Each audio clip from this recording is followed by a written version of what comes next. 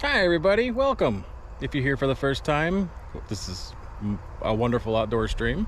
I'm here to talk about, of course, our favorite friend, remote ID, and the FAA. So let's get this video started and we're gonna see what's gonna go happen from there.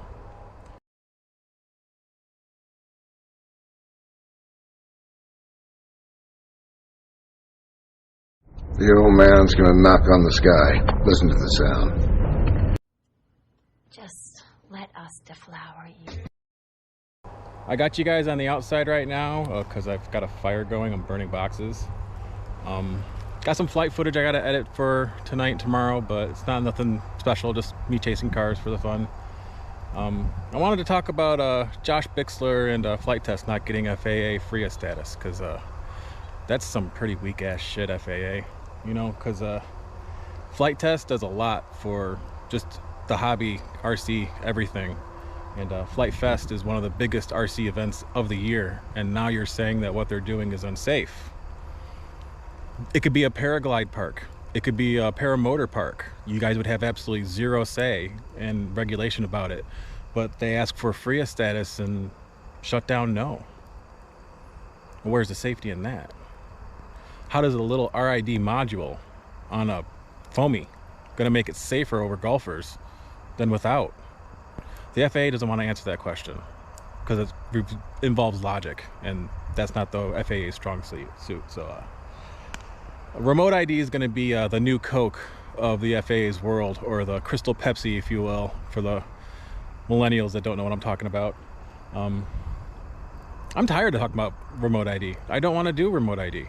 I really don't. But if I want to get some gigs and do some jobs commercially, I gotta have it. But minimum requirement, minimum compliance, or no compliance is what's going to happen. And I'm not worried about February 16th. Not.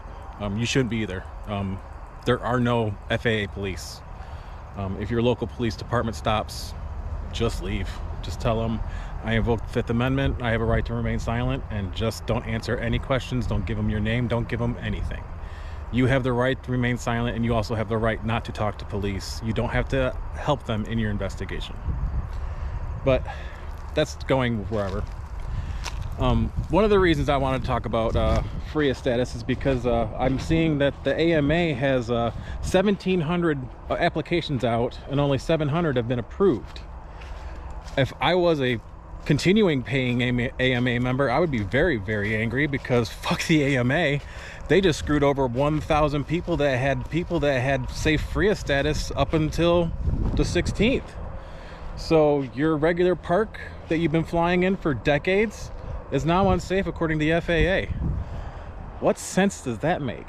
Are we helping the hobby, or are we trying to get impossible drones in the sky to deliver me a pizza that's going to cost me $100? Because there's no way drone delivery is going to happen within my lifetime. Until somebody can produce a AI controlled drone that can be all weather, cheap, under $1,000, and make a profit within the first month of being active, we're not going to have remote delivery. We're not going to have drone delivery. It's not going to happen. You're not going to have something be delivered. It's always going to be cheaper to have a human. That's just the way society works. But once again, we're out traveling, and I wanted to show you guys just how close I actually live to I-94, because these are my trees. These trees were planted back in 1957 when they put the highway in as a noise barrier for my house, because my house was here before the highway. And as you walk through my wonderful little path that I built for the deer, I come across my neighbor's land, and there's 94. I can hear it all the time. But according to the FAA, me being this close to the highway, I cannot fly safely without a remote ID module because I'm that proximity to the highway.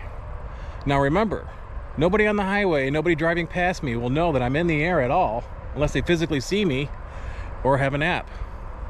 So tell me how that Amazon delivery truck is going to be safer with me having a remote ID. He's not going to give two shits. If I hit his truck, he's still not going to hear it or feel it. I will be out a couple $100 for crashing and I have to make a report with the FAA, but remote ID does nothing for safety. They know this. They're doing it because they're being forced to. And they're making it in a way so it'll fail.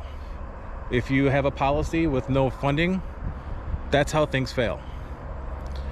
So I just wanted to give you guys a little quick trip. It is actually nice out.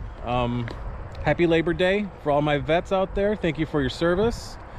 To all my civil servants out there that have to deal with the public, thank you for your patience. And I'm really horrible at these video things, guys, so I'm just a dude talking to a camera. But I have a new catch line, and it's the one I've been using for a while with my wife, and I'll keep using it with you guys. Any day you get to fly is a good day. So thanks for joining me. If you like this stuff, don't like it, don't subscribe it. You guys do what you want to do, no pressure. This is all for fun. I'm just a guy with a camera and a drone. So you guys have a good holiday weekend. Please be safe. I don't want to hear about any accidents. I don't want to hear about any best wishes or prayers and thoughts. I want to hear about good times, good videos, and wonderful drinks and everything had by all. So I'm gonna get out of here and watch my fire continue to burn. Thanks for joining me, and Shadow Chaos is out. You're gonna suck my tiny ginger balls.